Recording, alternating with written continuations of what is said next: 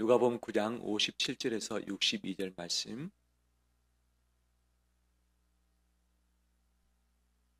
한 절씩 교독하겠습니다. 길 가실 때에 어떤 사람이 여짜오되 어디로 가시든지 나는 따르리이다.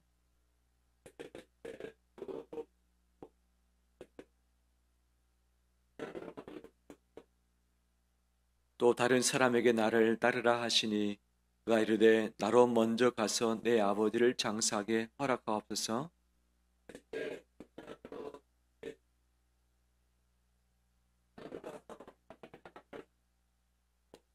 또 다른 사람이 이르되 주여 내가 주를 따르겠나이다마는 나로 먼저 내 가족을 작별하게 허락하소서. 예수께서 이르시되 손에 쟁기를 잡고 뒤를 돌아보는 자는 하나님의 나라에 합당하지 아니하니라 하시니라. 아멘. 저 앞에 나오신 우리 온 성도들 주의 이름으로 축복합니다. 우리 서로 인사 나눌까요? 한 주간 수고하셨습니다. 잘 오셨습니다.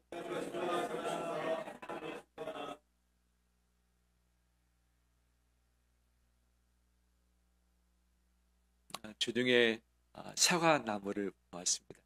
이미 수확들을 많이 했는데 아직 수확하지 않고 늦게 수확하는 사과 나무를 보니까 한 나무에 사과가 왜 그렇게 많이 주렁주렁 열렸는지 보니까 한 최소 50개 이상이 한 나무에 쫙 열려있더라고요.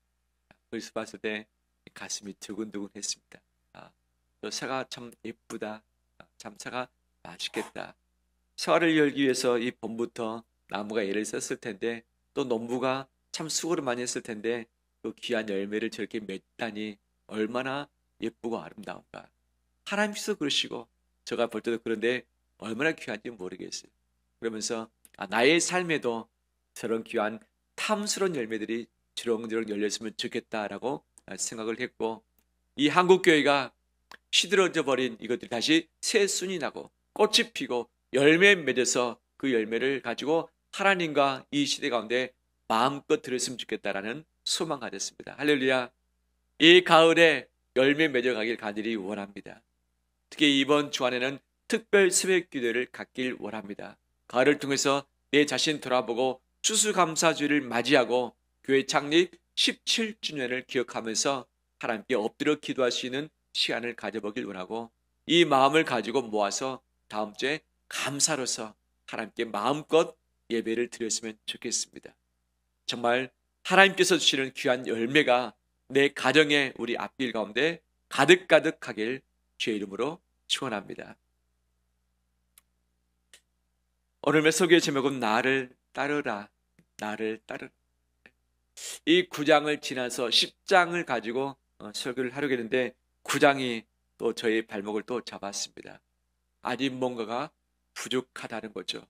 제 자신을 봤을 때, 하나님 아버지 앞에서 봤을 때 뭔가가 부족하다.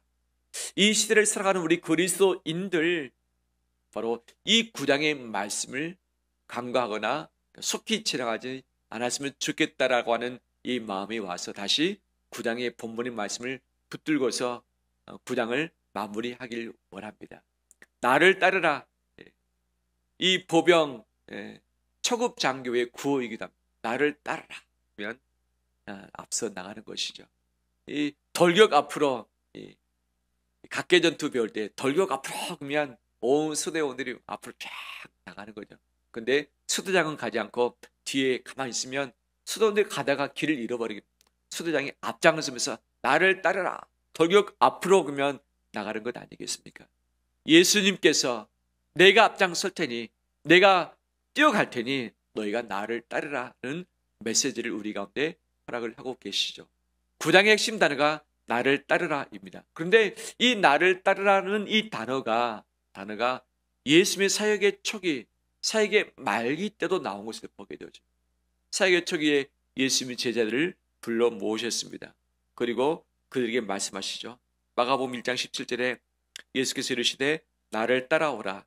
내가 너희로 사람을 낚는 어부가 되게 하리라. 말씀도 하시고, 누가복음 5장 27절에 예수께서 나가사 레이라 하는 세리가 세간에 앉아 있는 것을 보시고 나를 따르라 하시니 라고 말씀하신 것이죠. 사역의 초기 때 제자들을 향해서 명하셨던 것이 나를 따르라 라고 했을 때 제자들이 어떻게 했습니까? 그물을 버려두고 배를 버려두고 그의 부모를 버려두고 예수님을 따랐다. 자기가 앉았던 세관의 자리를 버려두고 예수 그리스도를 따랐다라고 이야기를 하는 거죠. 그러면 3년 동안에 제자들이 예수님을 안 따르고 다른 일 했는가? 다른 사람 따라가는가? 그렇지도 않죠. 3년 동안 내내 예수님을 따른다고 했는데 주님은 결정적인 순간 부장에 와서 예수님의 변곡점이 생기는 것이죠. 이때 주님이 다시 한번 강조를 하시면서 너희는 나를 따르라 라고 말씀하시고 그 다음에 예수님이 죽으시고 부활을 하셨습니다. 승천하시기 직전에 바로 디베라 바닷가에 있었던 제자들을 찾아오셨고 베드로를 향해서 너는 나를 사랑하느냐? 베드로야 나를 사랑하느냐? 주께서 하시나이다. 내 양을 먹이라 내 양을 치라 말씀하시고 난 다음에 베드로에게 뭐라 말씀하셨는가? 요한복음 21장 19절 말씀 보면 이 말씀을 하시면 베드로가 어떠한 죽음으로 하나님께 영광을 돌릴 것을 가리키심이라. 이 말씀을 하시고 베드로에게 이르시되 나를 따르라 하시니 22절에서도 예수께서 이르시되 내가 올 때까지 그를 머물게 하고자 할지라도 네게 무슨 상관이냐 너는 나를 따르라 하시더라 라고 하면서 마지막까지 베드로에게 다시 따를 것을 말씀하셨죠. 근데 베드로가 예수님을 따랐는데 온전히 따르지는 못했던 것이죠. 자기 십자가를 지고 나를 따르라 했는데 이 베드로가 그렇지 못했고 예수님이 잡히셔서 신문 받으실 때에 예수님을 따르긴 했습니다. 하지만 성경 말씀 보면 멀찍이 따랐다. 멀찍이 따랐다라고 이야기를 하고 있죠. 왜 사역 초기 때 제자를 부르셨을 때 말씀하셨을 뿐 아니라 왜 사역의 절정적인 순간에 그리고 사역의 마지막에 또 이 말씀을 하셨을까? 그것은 이 말씀이 너무나도 중요하기 때문에 너무 중요하기 때문에 그리고 이 말씀은 한 번이 아니라 반복해서 해야만 되는 그런 말씀이기 때문에 그리고 이 말씀을 거듭하신 것은 예수님이 원하시는 수준의 제자들이 미치지 못하고 있었기 때문인 것이죠. 우리 한국교회 교회에 수습된 우리 교인들은 정말 예수 그리스도를 따르고 있는가? 예수의 제자들을 정말 실천하고 있는가라고 질문했을 때에 미흡하다라고 우리는 답변할 수밖에 없죠. 강영한 교수가 이렇게 이야기를 합니다. 교회에 대해서 언급을 했죠. 교회는 자본주의에 물들었고 다른 사상, 다른 종교, 다른 삶의 방식을 가진 사람들과 함께 살아가는 방식을 모른다.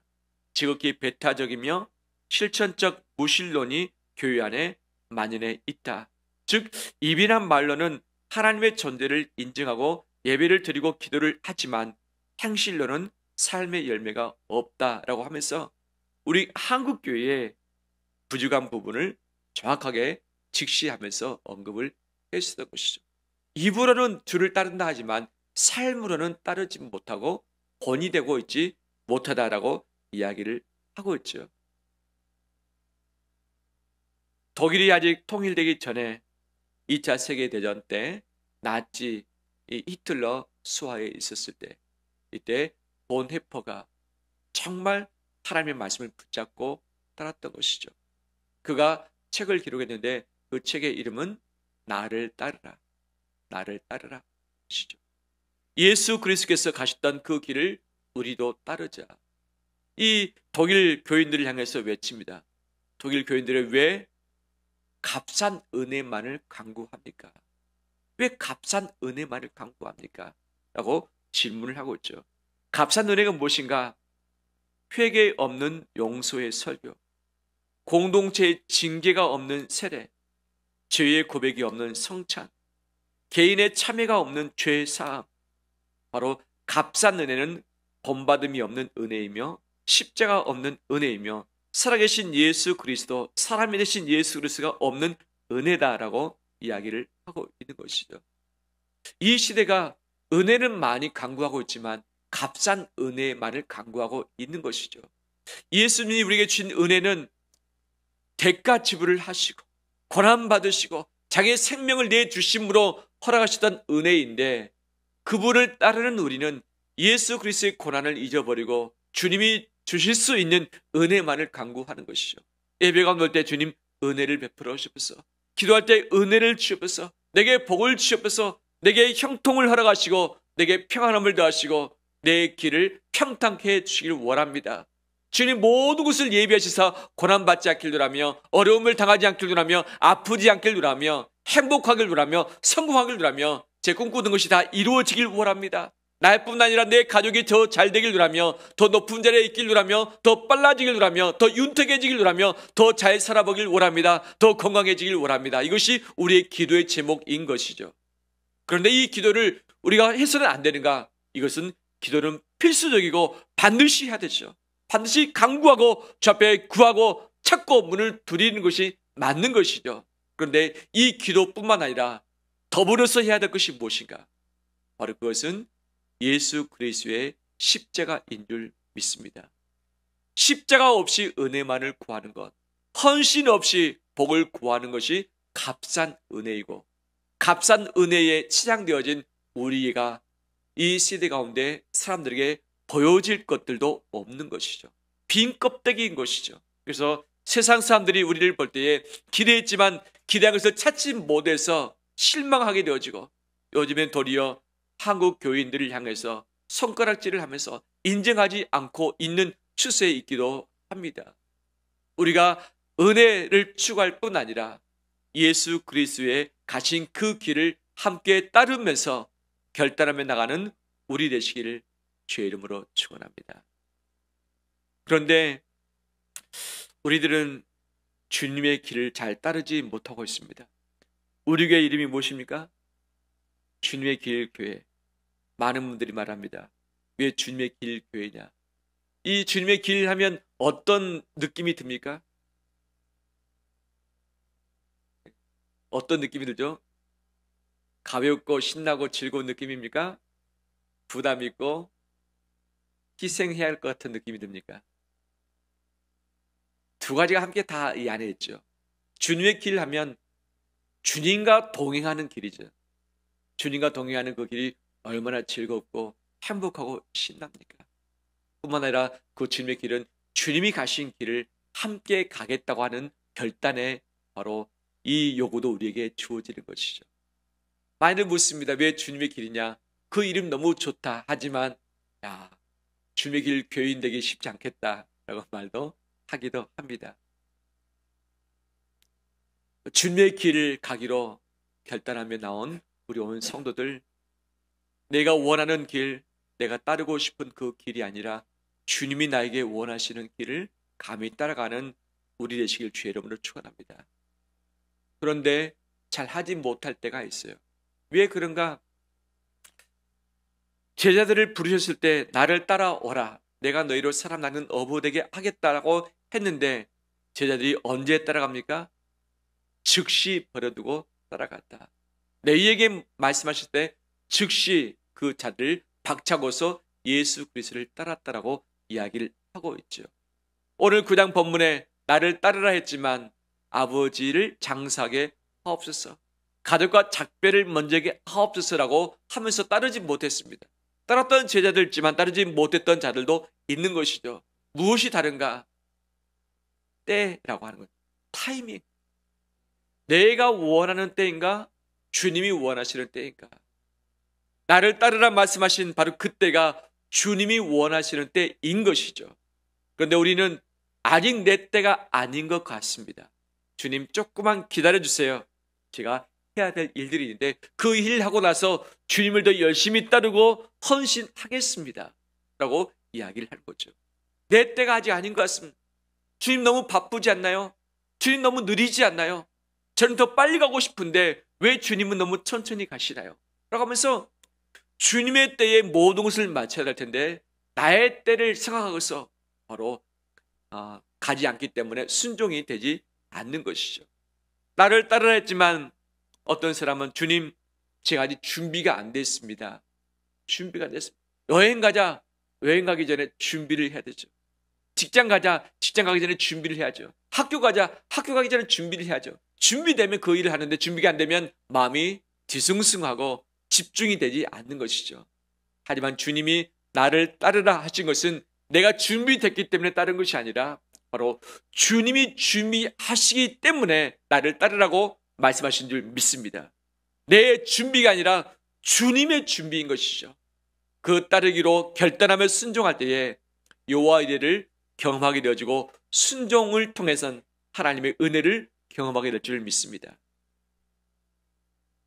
아브라함대로 자식을 바치라 라고 말씀하셨을 때 아브라함은 수많은 고민이 있었겠지만 그 말에 따르고 순종을 했던 것이죠.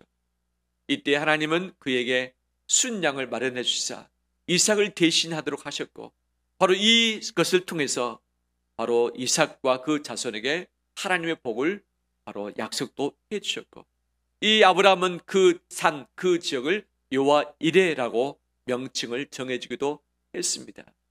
하나님의 명령은 전제가 있습니다. 내가 준비할 테니 너는 따라오라. 순종하라. 너희는 주님처럼 아직 준비가 안 됐는데요. 마음의 준비가 안 됐고 건강의 준비가 안 됐고 여건도 준비가 안 됐습니다. 여건 준비되면 마음 준비되면 건강 준비되면 시간 준비되면 재정적으로 준비되면 주님을 따라 보겠습니다라고 하는 거죠. 그러면 내가 다 준비를 다 하고서 주님을 따르면 정말 잘 따를 수 있겠는가? 다 준비가 되면 주님을 따르기도 쉬울 뿐 아니라 내가 원하는 것을 펼칠 기회도 가능성도 수많이 열리게 되어진 것이죠.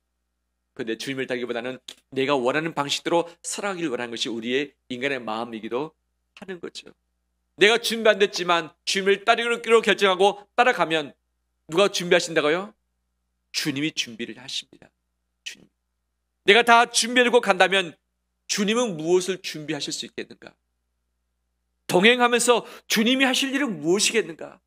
주님의 능력을 마음껏 부으시길 원하시는데 내가 다 갖추고 나서 내 능력 다 준비되고 나서 간다면 주님이 실시간에 내게 행하실 수 있는 영역은 무엇이겠는가?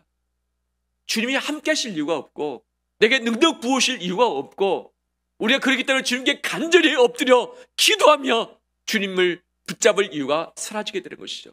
왜? 다 준비하고 능력돼서 여건돼서 간다는 건 주님이 실시간에 내게 행하실 여지를 없애버릴 것이죠. 부족할 때 간다고 결정하고 능력이 없을 때 간다고 결정할 때에 주님의 능력이 그 안에 임하고 주님이 준비하신 것들이 내 눈에 보이게 될 줄 믿습니다. 다 준비해서 채비해서 가면 속도가 늦고 이것이 너무 많아서 내가 지치기도 합니다. 가벼운 몸으로 나갈 때에 주님이 예배하신 것들을 경험하며 그 기적을 함께 맛보는 우리 되길 원합니다.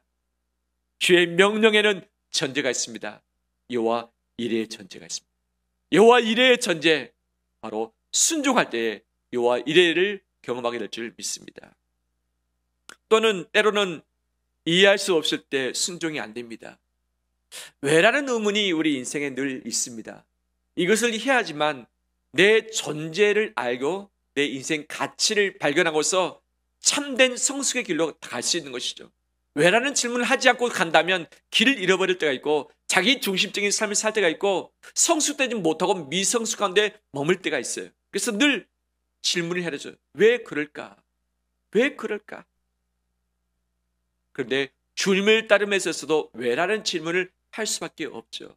때로는 다 이해되고 나서 따르기도 하지만 이해되지 않을 때는 안 따라지는 것들이 있습니다. 주님 왜 하필 나를 부르셨지? 왜 주님이 지금 이때 나를 부르셨지? 지금 내 여건 주님이 하시는데 여건이 안 되는데 왜 지금 내게 하라고 하시지? 내가 원하는 방식은 이것이고 내가 잘하는 것은 저것인데 왜 주님은 내가 원치 않는 방식으로 일을 하라고 하시지? 내가 잘 못하는 그것을 왜 내게 감당하라고 하시지? 다른 사람들은 가만히 있는데 왜 내가 해야 되지? 라고 하면서 왜라는 질문이 계속 반복해서 쌓일 때에 우리 발목은 무거워지고 발목은 올무에 묶이게 됩니다. 왜라는 그 질문을 풀어내야 되는데 다 풀 수 있겠는가? 불가능합니다. 풀 수 없습니다. 다 이해되고 내 감동이 오고 내가 동의될 때에 내가 가겠습니다. 평생 못 갈 수 있습니다. 이해되지 않을지라도 주님을 신뢰하는 믿음 가지고 나갈 때에 주님의 뜻을 발견하게 될 것이고 오직 주님의 영광만이 드러나게 될 줄 믿습니다. 진정한 믿음은 보고서 가는 것이 아니라 보지 못하고 가는 것이죠. 보고서 가는 것이 아니라 보지 못하고 가는 것이 진정한 믿음인 것이죠. 왜? 주님을 믿기 때문이죠. 내가 다 보고 나서 내가 예측하고 가는 건 그것은 믿음이라기보다는 나의 준비, 내 열심일 수 있는 것이죠. 내가 다 준비하고 내 능력 가지고 이 모든 것을 이해하고서 갔다. 그리고 행했다. 마지막에 나의 고백이 무엇이 될 가능성이 많이 있는가? 주님, 제가 잘했죠. 주님, 제가 잘했죠.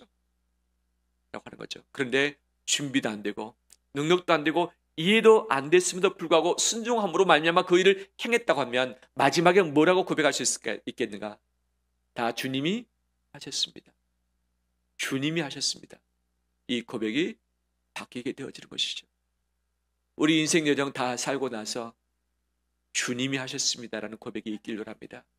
그것은 내가 다 준비하고 내가 하는 것이 아니라 좀 부족해도 내 때가 아니어도 준비가 좀 안 됐다 할지라도 제가 주님을 따를 때에 주님께서 일하실 것이고 주님이 책임지실 것이고 주님이 선하신 길로 나를 이끌어 가실 것입니다. 그런 이유에 주님이 하셨습니다라면서 주님께 모든 영광을 올려드리게 될 줄 믿습니다. 왜 잘 따르지 못하게 되어지는가? 그것은 주변 사람들과의 마음이 맞지 않을 때입니다. 주변 사람들과 마음이 맞지 않을 때 같이 가기 쉽지 않을 때가 있죠. 요한복음 21장에 베드로에게 너는 나를 따르라 했는데 베드로가 질문합니다. 주님, 이 옆에 사람은 어떻게 됩니까? 그 옆에 사람 이름이 언급되지 않았는데 요한복음을 기록한 요한 자신입니다. 자신이기 때문에 이름을 기록을 하지 않았죠. 이 요한은 어떻게 합니까? 그도 주님 따라갑니까? 저만 따라갑니까? 하면서 이 같이 훈련받았던 요한과 자기 자신을 비교하면서 어떻게 할 것인가를 머릿속에 고민을 해버린 것이죠. 좋은 긍정적인 의미에서 질문을 할 수도 있을 텐데 또는 부정적인 의미에서 질문을 할 수도 있었죠. 내가 주님을 따르길 원하지만 같이 가는 사람이 마음에 들지 않을 때가 있어요. 내 마음을 섭섭하게 할 때가 있어요. 내 마음을 만족하게 하지 못할 때가 있어요. 나는 주님을 온전히 따르고 싶지만 같이 가는 사람들이 마음에 들지 않아서 온도가 맞지 않아서 나의 수준과 맞지 않아서 내가 같이 가길 원치 않을 때가 있는 것이죠. 하지만 주님을 따르는 것에 있어서는 그 부분도 극복해야 할 과제가 있는 줄 믿습니다. 이것을 극복하는 것이 성숙인 줄 믿습니다. 성숙할 때에 같이 가는 자들이 마음에 맞지 않고 온도가 다르고 속도가 다르고 그릇이 다르다 할지라도 주를 바라보면서 이 길을 걸을 때에 주님의 그릇으로 우리를 하나 되게 하신 줄 믿습니다. 내 마음의 그릇에 사람을 담아서 갈 것인가 말 것인가, 내 배에 태워서 한 배를 타고 갈 것인가 말 것인가 고민하다가 주님을 놓칠 수 있죠. 하지만 내 배가 아니라 내 그릇이 아니라 주님의 배에 주님의 그릇에 내가 같이 올라타는 거죠. 주님이 올라타는데 나하고 다른 사람이 얼마든지 있을 수밖에 없고 나하고 생각이 다르고 뜻이 다르고 내 온도가 다를 수 있는 사람이 많이 있죠. 그렇지만 주님이 선장 되시는 그 배를 올라탈 때에 주님이 원하시는 항구에 이끄실 것이고 이 모든 것들은 주님이 정리하시사 합력해서 선을 이루게 하실 줄 믿습니다. 주님을 따르지 못하는 여러 가지 이유 중에 하나가 뭐냐? 그것은 대가지불입니다. 따라서 합니다. 대가지불. 제자들이 예수님을 따를 때에 자기의 대가를 지불을 했던 것이죠. 자기의 그물과 배를 버려두고 분모를 버려두고 또 예수님이 말씀하실 때 너는 가서 너의 모든 재산을 다 팔아 가난한 자들에게 주고 나서 나를 따르라 할 때에 그 청년이 근심하며 갔다. 따르지 못했다라고 이야기를 하기도 합니다. 주님은 우리를 앞서가시면서 대가지불을 하셨습니다. 하나님은 독생자 아들 예수를 우리 가운데 내어주셨습니다. 희생제물로 주셨습니다. 마치 아브라함이 이삭을 하나님께 바치는 것처럼 하나님은 우리를 위해서 우리를 구원하고자 원해서 하나밖에 없는 아들을 희생양으로 바치셨습니다. 내어주셨습니다. 예수님 당신 자신도 하나밖에 없는 생명을 우리를 위해서 헌신하시고 내어주셨습니다. 고난을 받으셨고 희롱을 받으셨고 비방을 받으셨고 침뱉음을 당하셨고 뺨 때림을 당하셨고 채찍질 당하셨고 하나님 아버지에게서도 버림을 당하신 것이 예수 그리스도의 대가지불이었던 것이죠. 그 대가지불로 말미암아 우리가 값없는 은혜를 우리가 얻은 줄 믿습니다. 값없는 은혜를 주님께 다 얻은 것이죠. 구원을 받았습니다. 하나님의 자녀가 되었습니다. 하나님의 백성이 됐습니다. 천국 시민이 됐습니다. 천국을 상속으로 받게 되었습니다. 영생을 선물로 받게 되었습니다. 죄 없는 교회 가운데 함께 머물 수 있도록 공동체를 선물로 받게 되었습니다. 할렐루야. 예수 그리스도의 대가 지불로 말미암아 우리가 값없는 은혜를 지금 한없이 누리고 있는 것이죠. 그런데도 불구하고 우리는 값없는 은혜, 값싼 은혜를 계속해 강구하면서 나는 희생하지 않고 헌신하지 않고 대가 지불하지 않으면서 주님을 따른다고 감히 말하면서 티내고 있는 모습이 우리 한국교회의 현 주소라 할 수 있겠죠. 복 받길 원하지만 헌신하지 않길 원하는 것, 주님께 은혜 받길 원하지만 엎드려 간절히 기도하지 않는 것, 형통을 바라지만 하나님께 온전히 드리지 못하는 것, 드리지 않으면서 헌신하지 않으면서 기도하지 않으면서 복 받고 은혜 받고 잘 되길 원하는 것이 값싼 은혜라고 할 수 있죠. 대가 지불 없이 주님을 따른다고 하지만 바로 주의 십자가를 따르지 않고 주의 영광만 취하고 주의 부활만 취하고 천국만 취하길 원하는 것이 바로 이기주의적인 신앙생활이라 할 수 있겠죠. 이것이 바로 우리 한국교회의 부조한 것이고 연약한 것입니다. 한국교회를 말했지만 이것은 저의 모습, 함께 예배드리는 우리의 모습의 일부이기도 하는 거죠. 그 어느 때보다도 제자도가 필요할 때인 줄 압니다. 보네포가 이렇게 말합니다. 따르는 이들의 길은 험하다. 그 길은 이미 걷고 있는 사람조차 지나치기 쉽고 놓치기 쉬우며 잃기 쉬운 길이다. 그 길은 찾기도 어렵다. 그 길은 참으로 험하고 자칫하면 양적으로 추락할 만큼 위험하다. 비범한 일을 하라고 부름받고 그 일을 수행하지만 정작 자신은 그를 하는 것을 보지도 못하고 알지도 못하는 것, 바로 이것이 좁고 험한 길이다. 하면서 예수 그리스도를 따르는 것이 쉽지 않은 험한 길이라는 것을 고백하고 그는 마지막 순교로서 자기의 생명을 내어준 바 되었던 것이죠. 이 시대에 주님의 길을 따르면서 헌신하며 희생하며 십자가를 바라보고 나가는 성도들이 필요한 줄 믿습니다. 그 대열에 우리가 함께 서 있는 줄 믿습니다. 내 자신이 그 길 마다하지 않고 걷길 바랍니다. 이 시대가 사람들이 나를 욕할 수 있고 인정하지 않을 수도 있고 내가 손해를 보기 원치 않을 수 있습니다. 하지만 주님께서 기뻐하시는 길이라고 한다면 대가 지불을 감당하면서 나가는 우리의 삶 되길 주의 이름으로 축원합니다. 그럼 어떻게 주의 길을 잘 따를 수 있겠는가? 두 가지의 당부를 드립니다. 두 가지 당부.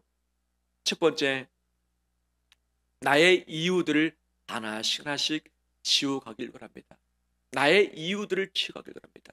주님을 따르는 데 있어서 여러 가지 많은 이유가 있습니다. 이해가 돼서 지워지는 부분이 있지만 이해가 되지 않아서 지우지 못하겠는 부분들이 있죠. 하나님 왜 이때입니까? 나의 때를 지우고, 하나님 왜 이 방식대로입니까? 나의 원하는 방식을 지우고, 하나님 왜 주님께서 그것을 하라고 하십니까? 라고 하면서 이해되지 않는 것을 지우고 나를 부인하는 것이죠. 나를 부인하는 것. 바로 나의 이유를 하나씩 지워갈 때에 주님의 이유가 드러나게 될 것을 믿습니다. 뿐만 아니라 두 번째, 주어를 바꾸고 가길 바랍니다. 주어. 어떤 주어입니까? 내가 원하는 때에 내 방식, 내 준비, 내 기대, 내 능력, 내 이해, 내 확신, 내 우선순위, 바로 이 주어가 그 앞에 수식이 돼서 모든 것이 자기 중심적인 이 시야를 가지고서 주를 따르려고 하는데 따르지 못하는 것이죠. 바로 이것을 바꿔서 주님의 때, 주의 방식, 주님이 준비하시는 것, 주님의 기대, 주님의 능력, 바로 주님의 뜻, 주님을 향한 확신, 주님의 우선순위, 이 주어를 바꾸어 갈 때에 감히 우리는 주님을 따르게 된 줄 믿습니다. 내가 아니라 주님이죠. 그렇기 때문에 나를 부인하는 것, 내가 죽는 것이 주님을 따르는 것의 전제 조건이고 날마다 제 십자가를 지고 주님을 좇는 것이 바로 우리에게 요청하시는 삶인 줄 믿습니다. 말씀 마무리합니다. 주님이 가신 그 길 나를 따르라 라고 말씀을 하십니다. 주님을 따르기로 결단하길 주의 이름으로 축원합니다. 내 삶에 있어서 그렇길 원하고 교회에 있어서도 역시 그렇게 원합니다. 그래서 내가 헌신과 봉사가 내게 주어지고 요청되어집니다. 때로는 내가 원하는 것이 있지만 내가 원치 않은 것이 있고 내 방식과 맞지 않는 것이 있고 함께 일하는 자들이 내 마음에 들지 않을 때가 있습니다. 수많은 이유들이 있고 왜라는 질문이 내 마음속에 계속해서 올라올 수가 있습니다. 이해할 수 없는 여건과 환경과 사람들의 반응이 있을 수 있습니다. 이럴 때에 주님을 따르며 나를 따르라고 한 주의 명령을 순종하며 나가는 우리 되길 주의 이름으로 축원합니다. 주를 따를 때에 따르기로 결단할 때에 주의 뜻이 이루어질 것이고 필요를 채우실 것이고 합력해서 선을 이루실 것이고 감당할 수 있는 힘과 여건도 우리 가운데 허락하실 줄 믿습니다. 다 준비되어서 가는 것은 이것은 불가능하며 결국 이렇게 나갈 때 내 영광만 드러날 수밖에 없는 것이죠. 뿐만 아니라 주님을 따르면서 본이 되는 삶을 살길 원합니다. 김구 선생님 참으로 귀한 삶을 사시다가 이 세상 떠났는데 그분이 이런 말을 했죠. 눈 내린 들판을 밟아갈 때에는 모름지기 그 발걸음을 어지러이 말라. 오늘 걷는 나의 발자국은 반드시 뒷사람의 이정표가 될 것이다. 이야기를 했죠. 함부로 걷지 마라. 아직 가보지 않는 길, 처음 가는 그 길 아무렇게나 걷지 마라. 내가 걷는 그 길 뒷사람이 따라오는 이정표가 될 것이다. 것이죠. 예수님이 우리의 이정표가 되셨습니다. 내가 가는 그 길이 내 자녀에게, 다음 세대에게, 이 시대의 이웃들에게 이정표 되길 원합니다. 신앙의 후배들에게 이정표를 남겨줄 수 있는 우리의 발걸음 되길 원합니다. 어디를 걷지 않길 원하며 좋지 않은 흔적 남기지 않길 원하며 정말 믿음 가운데 순종했던 그 발자국만을 남기는 우리 되길 원합니다. 나를 따르라 말씀하신 주님은 먼저 그 길을 가셨습니다. 명령만 하신 것이 아니라 주님 몸소 모든 것을 겪으셨던 것이죠. 그렇기에 주의 길을 따르는 그 사람을 주님은 아십니다. 마음 힘들고 눈물을 흘리는 것 아십니다. 남들은 몰라준다 할지라도 주님은 내 모든 형편과 마음을 알아주고 계신 줄 믿습니다. 그 길은 분명 십자가의 길이지만 십자가를 통과할 때에 부활이 있을 것이고 영광이 주어지게 될 것입니다. 이것이 바로 의의 멸관이죠. 의의 멸관. 감히 십자가를 통과하는 자들에게 주시는 하나님의 선물, 의의 멸관이 준비되어 있습니다. 십자가를 통과하지 않고 영광만 바라는 것, 바로 이것이 가짜 그리스도인 것이죠. 우리 모두가 주 앞에 진짜의 길 소망했고 이 길 따르기로 결단했기 때문에 주의 십자가의 길을 동참하고 그 영광도 함께 받아 누리게 될 줄 믿습니다.